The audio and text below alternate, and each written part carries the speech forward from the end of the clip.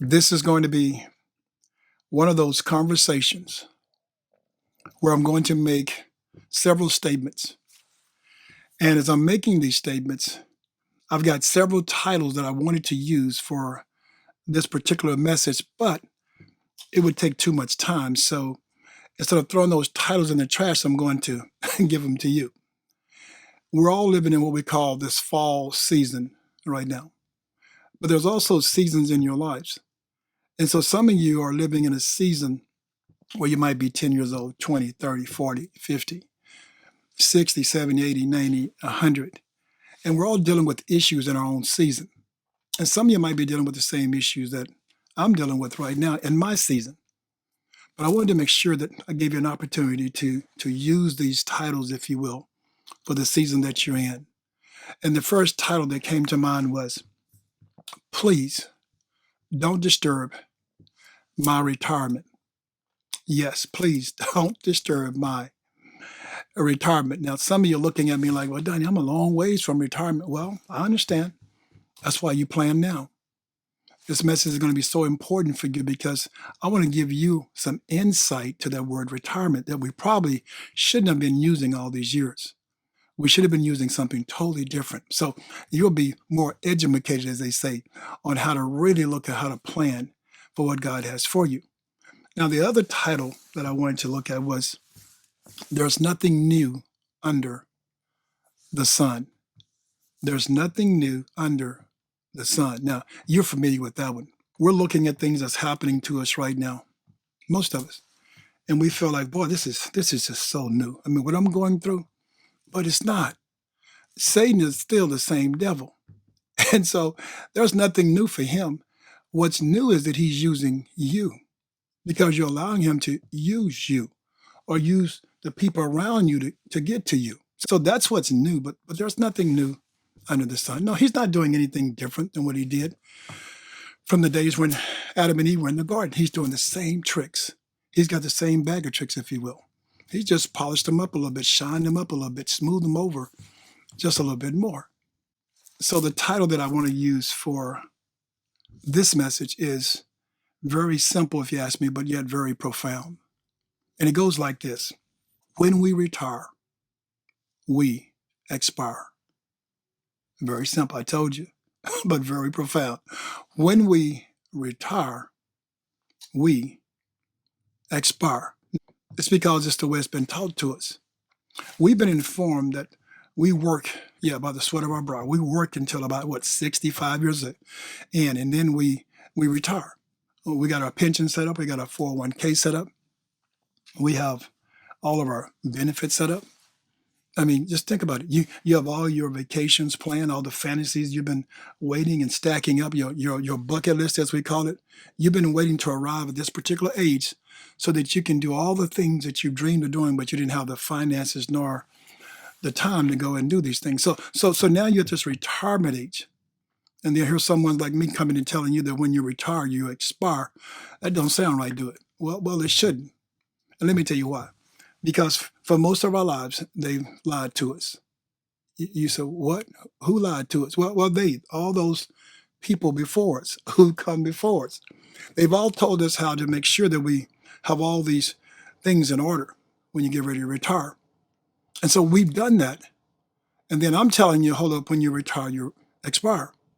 Because what they should have told us, what would have really governed us and made us better, if they would have told us, when you get ready to leave your job at the end of that season, you need to resign. It's a different word and it's a different meaning. You need to resign. Yes, no retirement. It's resigning. There's a story in the Bible, and I couldn't find too many stories or too many people where you can see someone who's been given a time, if you will, a time to start and a time to finish an assignment. All these individuals that I'm going to talk about, this tribe is called the Levites. One of the Jacob's son, Levi, who was blessed by God to become what we call the Levitical priesthood, who would be over all the administration, all the operation, all the functionality of the tabernacle, that they would manage the temple of God, the house of God. Now, God blessed all the other tribes to receive all the land and all the milk and honey they desired to. But this special group, the Levites, were over God's house. They didn't get the land. No, they got God's house to manage for God. But God gave them a requirement. He gave them a time when they would start and a time when they would end. But they don't retire. They resign. And that's the difference I want to make. We've been taught to retire, and that's really messed us up. I want to teach us how to resign. Yes, I want to teach you how to flourish once you leave your job and get into your real work, the gift that God has for you, to where you can be what we call servants of God. But that's what it's going to take. It's going to take you to have a timeline. Yes, yes. Have a timeline for retirement. Now you're going to have one for resigning. In the book of Numbers, chapter 8, verse 23 through 26, it reads like this. And the Lord spake unto Moses, saying, verse 24, this is it that belongeth unto the Levites, from 25 years old and upward. They shall go in to wait upon the service of the tabernacle of the congregation. I told you that's their responsibility. Verse 25, and from the age of 50, listen to me, they shall cease, they shall retire. No, no, no. They shall cease, they shall resign, waiting upon the service thereof, and shall serve no more. Now, see, we call that retirement, but really that's a resignation. Listen to me, because listen to verse 26. But shall minister with their brethren. Hold up. I thought they were retiring. No. But shall minister with their brethren in the tabernacle of the congregation to keep the charge, and shall do no service. Thus shall thou, watch this, do unto the Levites, touching their charge. Now, what is God saying? Let me just tell you in a nutshell, real quick, what God is saying. When you reach the age of 50, come on, you can't do all that heavy lifting, moving the showbread table, moving the golden labor. You can't move all this heavy equipment. That's a young man's game. So God said, bring him in at the age of 25. Let's teach them. Yes, let's teach all of those Levites. Let's teach them. But the older men at 50, come on, you got a lot in you. So I need you to resign, yes, from doing all of this, because I got something else for you to do over here with that. Yeah, with all that wisdom you have inside of you, with all that knowledge. I want you to teach the young. Yes, I want you to teach more versus do more physically. That's what God is saying. But when we get ready to, watch this, retire, we're going off to pasture. We're going off and we don't want no one bothering us. No, no, I ain't got time for anything else. This is my time. This is what I'm going to do. And God is saying, no, I still got work for you to do. I've got work of servitude for you to complete. You're just getting started. Do you know how many young people need you? Yeah, I know your company don't need you anymore. I get that. Yeah, that job, that was your job. That's what paid you. But now you're about to get into your gift, your work, and that's what praises Him. See, that's where you need to be. You need to be resigning. I want that in your mind. I want that in your spirit. That from this day forward, as you're planning, as you're teaching your young children how to work towards, we call it retirement. I want you to let them work toward resigning. Because that's a different dynamic. That's a different way of thinking, that I've got more to do. You're not thinking about going and sitting. You're not thinking about going and just getting old. Watch this, watch this. Me and my friend, we talk about this. If you think about retiring like that, you're letting the old man in. Don't let the old man in. Your job is to keep the old man out. Women, you know what I'm talking about. You're going and buying all this stuff for your face and all this stuff for your body because you're trying to keep the old woman out. Well, keep her out. Don't let her in.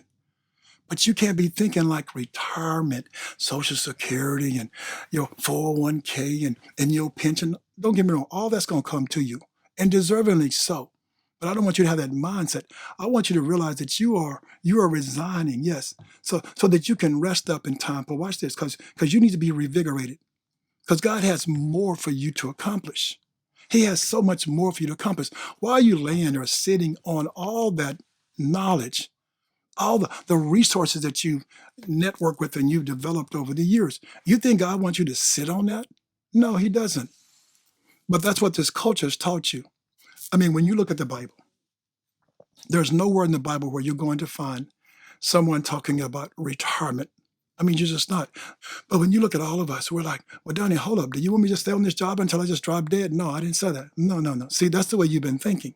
I want you to resign at a good old age to where you can go out and you can do more for God. Yeah, you can really show your servitude. You can show that spirit you have inside of you of doing more. Yes, because now you have so much wisdom. We've always said it, but, well, God, you gave me all this wisdom, but you gave the youth all the strength. Well, hold up, because he's got something for you. You just talked yourself into this whole game of retiring. He never told you to retire. No, you should be resigning. This is a great example here in the book of Numbers. You see, retirement is not even a biblical concept when you think about it. It's a cultural concept. And the only exception we see is the Levitical priesthood. We see them stepping down from all this heavy lifting, but never from their season of ministry. No. I told you, they lied to us.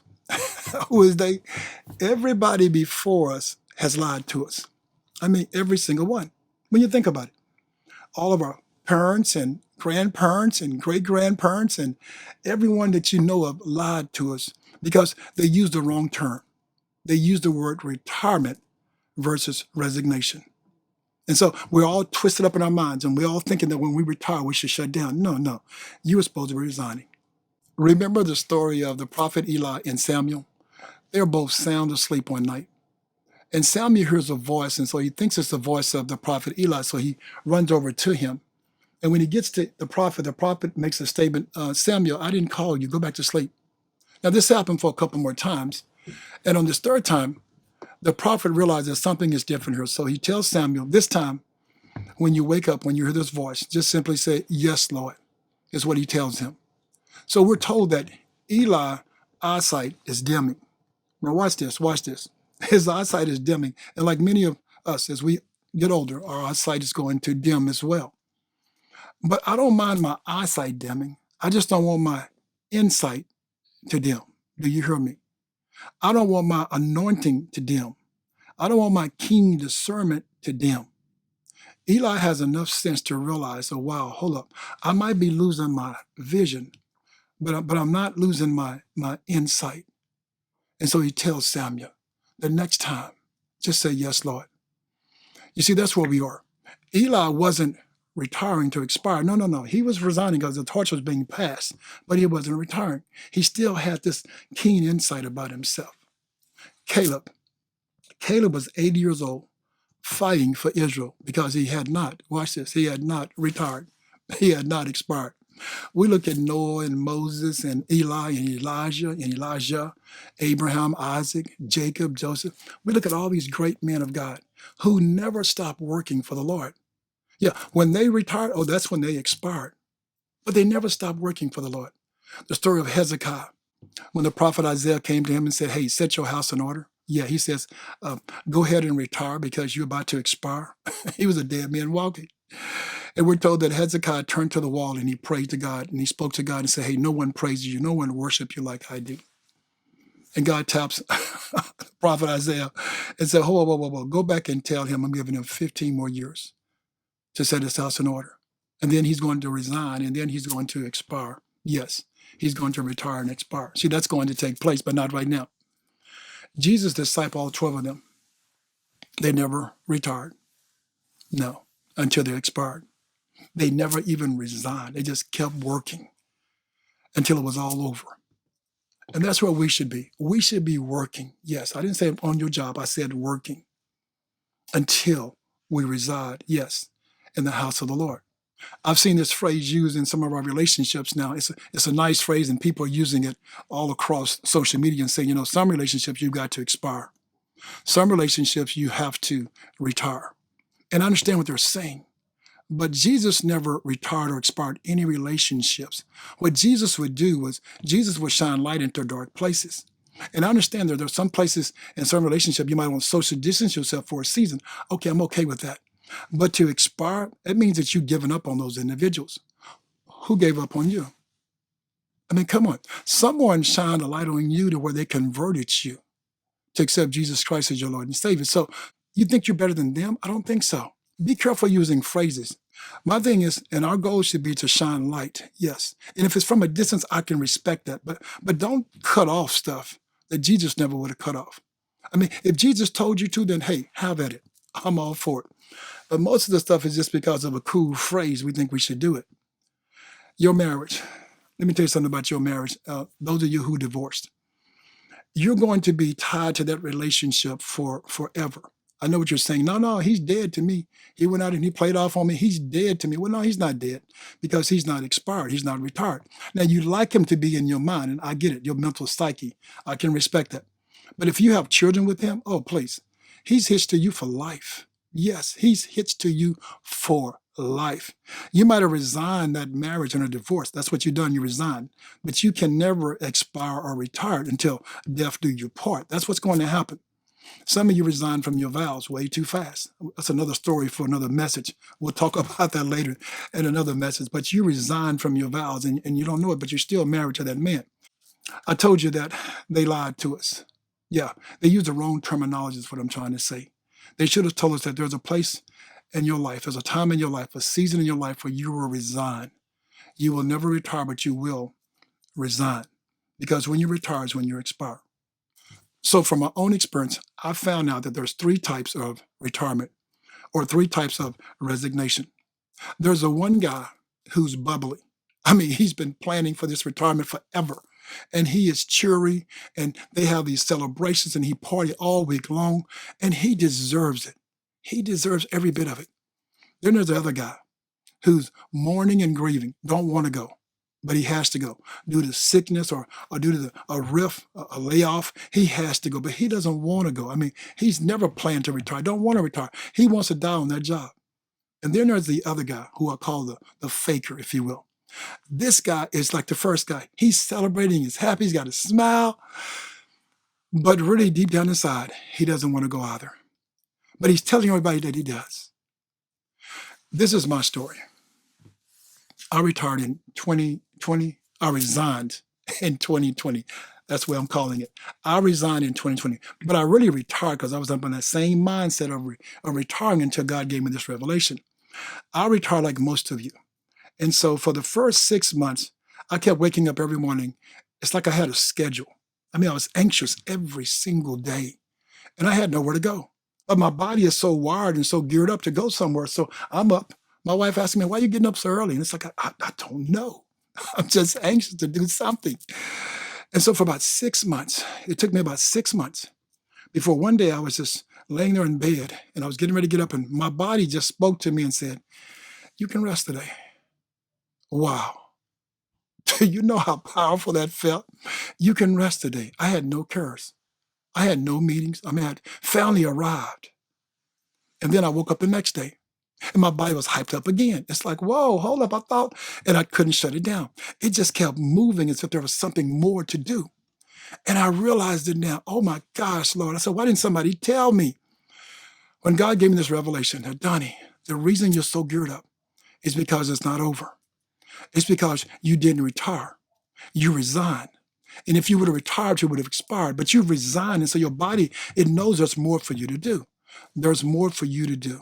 There's a whole lot more for you to do. I'm telling you, each one of you, there's so much more. And that's why you feel the way you feel. That's why that number two guy who mourned and grieved when he left, because he didn't realize he wasn't retiring, he was resigning. And there was so much more to accomplish in life. I didn't know that. I know now. I pray that you know now that you're planning to resign. You're not planning to retire. Because see, that's your job. But your work is your gift. That's what it is. See this on this side, you're the CEO of your own company now. Yes. and so you resign from that stuff to enter into your new season of ebbs and flows. Yes. To figure out what God has for you. And I'm going to tell you, most of you, it's about mentorship. All that wealth of knowledge and information you have inside of you. Some young person needs that. I know your own family members might not want it. I know. I get it. Believe me. Your sons, your daughters, your nieces and nephews, your grandchildren, they might not want it. So step outside your family. There's someone who's begging for all that knowledge that you have. They love to have it. And so quit being selfish and trying to keep it for your family. Find someone. Work with some child, someone else's child. Build them up, and show them how to plan for resigning and not retiring. You see, your family, let me tell you something. Your family, ooh, you're talking about some honeydews and some daughter and some son dudes and some granddaughter dudes and some nieces and aunt dudes. I mean, your family's got a plan for you. Oh, yes, they do. They see you as retiring because they're stuck in that same mode too. And they feel, well, let me give daddy some work because if I don't give him any work, he's just gonna wind up and just shrivel up. No, no, no, no, no, no, no. You tell your family that you're not letting the old man in. See, when you resign, you can do that. But when you retire, the old men will get all over you. Women, you know what I'm talking about. You buy all this cosmetic to keep the old woman out. Well, watch this. If you don't change your philosophy and go to resigning versus retiring, the old woman will, watch this, she'll overtake you. So say with me, I'm not letting the old man or the old woman in. No, going to keep it out because I haven't retired. I've just resigned. But your family, oh, they got some plans for you. Yes, they do. You're going to babysit. You're going to babysit everything. Your wife going to lease you out to fix everybody's house up. I mean, that's what happened. Like, I want to keep him busy to make sure he stays vibrant. It's like, no, no, no, no. I've got work of my own. And if I just want to sleep and rest for a while, for a season, leave me alone. I've earned it. I've resigned so that I can, watch this, I can restore myself. I can rejuvenate myself. I can revitalize myself. I've got a mission. Christ resides on the inside of me. So I resign so I can get in touch with Christ more on the inside of me. I'm telling you, that's what's got to happen. But if you're not careful, your family will abuse you. Yes, they will. Especially your children. I'm telling you, listen to me. I love them. You love yours. But they will abuse you. They will call it, well, no, I'm just trying to give you something to do. No, no, no, no. You take care of yours. I take care of mine. I've gotten this far without your help. Why do I need your help now? All they're trying to do is tie you down. Because this world is such a trap, if you will. It's like a trap game. And everybody's trying to pull you into their stuff. And you've got your own stuff to do. So if you don't watch out, you'll be an old man going to sleep at 2 o'clock every single day. You'll just be sitting there sleeping somewhere. And people will be making fun of you because you've worn yourself out. Because you never plan to resign. You always plan to retire. And so you're just beat. You're tired, man. How can God use you? How could God use the Levites in the temple to mentor those who were younger than them, to show them the way if they were just tired and sleeping all the time? No. God says that at the age of 50, I need you to rewire because we've got another season for you of teaching the young, mentoring the young. Not all that heavy lifting. Come on. You're not suited for that. No. But you're suited for all of this. Yes. Yes, you are. I pray that you realize if you're going to keep the old man out, see yourself as a Levitical priesthood tribe. Your family, the Thompson family, yeah, we're falling in line. We're resigning, yes, so that we can work for the Lord more, so that we can incorporate what he wants for us and not what everyone else wants for us. That's what should be on your schedule every single morning. Not your family, not your friends, no, the Lord. I pray 5 years before you get ready to resign, have a plan and tell all of your family members, all your children, what your plan is. And I'm resigning in 5 years. And I don't need none of your mess on my doorstep. I told my wife, let's move to Australia. Let's move to Africa. Because I've watched all my friends. I can see it all around me. I mean, they're drained. Their family is draining them. They had more energy at work. But the stuff that their family is packing on them, all the issues of life, it's like they're young. Let them handle their own issues. And you get involved in those issues. Because, see, you're retired. And so you feel like your time is running out. And so you got to do something to help them real fast. No. Take a chill pill. Just resign. Yeah, resign. And reside in your own place. They're going to be fine. With you or without you, they're going to be just fine. But if you're not careful, you will abuse yourself. You'll make yourself sick. I mean, you did all that work for what? To retire and to die? You got to be kidding me. You should resign and live. I pray you get this. I pray you realize the difference between retiring and resigning. If you get nothing else from this message, that's the statement. I told you, put your own title on it.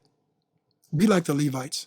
Yes, have that requirement from 25 to 50, and then I'm stepping over and moving on to another, season in my life. There you are. See, there you are. You didn't let the old man in. You hear what I just said? You didn't let the old woman in. You've got plans for the next season in your life. And that's where you need to be. If you don't have any plans, yeah, you let the old man in. And don't get me wrong, if that's what you want, then so be it, go for it. You let the old woman in. And if that's what you desire, then go for it. I've desired for me and my house, As we serve the Lord, we're going to keep the old man out. Don't forget Romans 10:9.